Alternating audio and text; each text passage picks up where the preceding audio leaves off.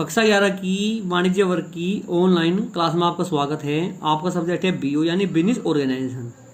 पहले कुछ बहुविकल्पीय प्रश्न है और फिर ये लघु प्रश्न है जो 5 नंबर में आता है। इसमें आपको 4 विकल्प दिए गए हैं जिसमें आपको सही विकल्प का चुनाव करना है।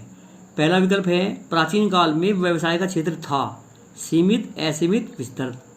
इनमें से कोई नहीं। इसका सही ऑप्शन है सीमित, यानी प्राचीन काल में व्यवसाय का क्षेत्र सीमित था। सीमित का मतलब छोटा था, क्योंकि आवागमन के साधन नहीं थे, इसलिए वस्तुओं को एक स्थान से दूसरे स्थान पर ले जाने की सुविधा नहीं थी।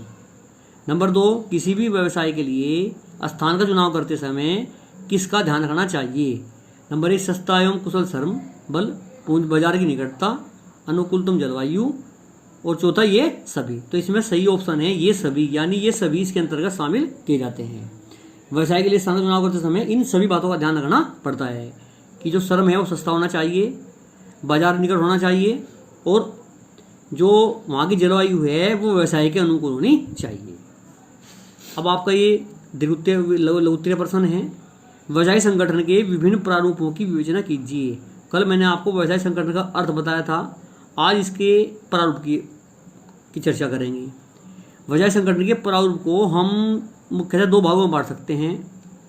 नंबर 1, निजी क्षेत्र के व्यवसाय संगठन, और नंबर 2, सार्वजनिक या सरकारी क्षेत्र के व्यवसायिक संगठन। नंबर 1 पर आते हैं निजी क्षेत्र के व्यवसायिक संगठन। इसे भी हम 2 भागों में बांट सकते हैं, निगमित क्षेत्र और अनिगमित क्षेत्र और निगमित क्षेत्र।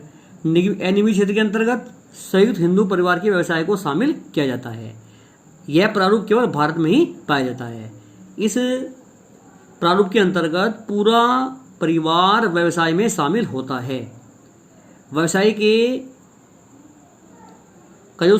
का जो परिवार का मुखिया होता है वो व्यवसाय का कर्ता कहलाता है, यानी वो पूरे व्यवसाय को चलाता है, लेकिन सभी सदस्यों की सहभागिता उसमें होती है, सभी को लाभ का हिस्सा मिलता है। नंबर 2, निगमित क्षेत्र। इसके अंतर्गत इसके 3 पार्ट हैं। पहला private company, public limited company, और तीसरा सहकारी समितियां। प्राइवेट कंपनी वे कंपनी होती हैं जिनमें केवल कुछ व्यक्तियों का पैसा लगा हुआ होता है।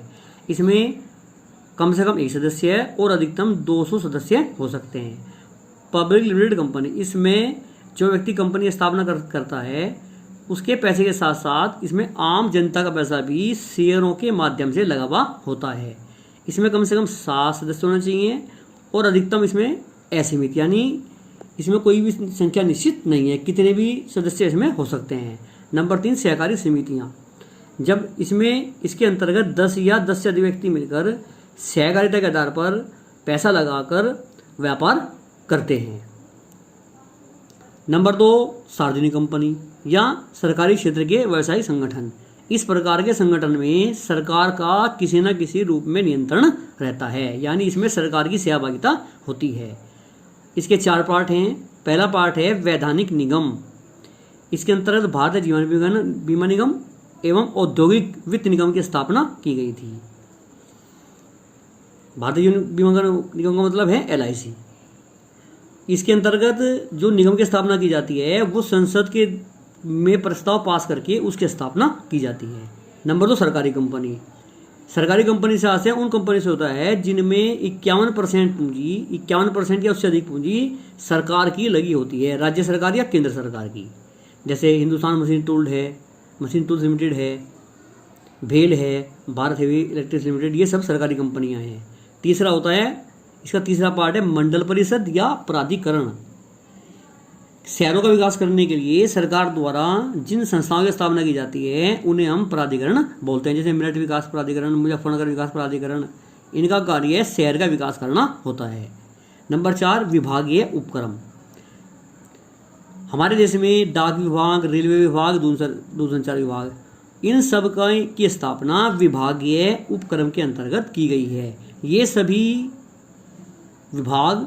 ये सभी उपक्रम विभाग के रूप में काम करते हैं और ये सब केंद्रीय सरकार के नियंत्रण में आते हैं।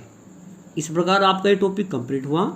आप इसे अपनी फेर कॉपी में उतार लेंगे और साथ में आप इसे लर्न करते रहेंगे। धन्यवाद।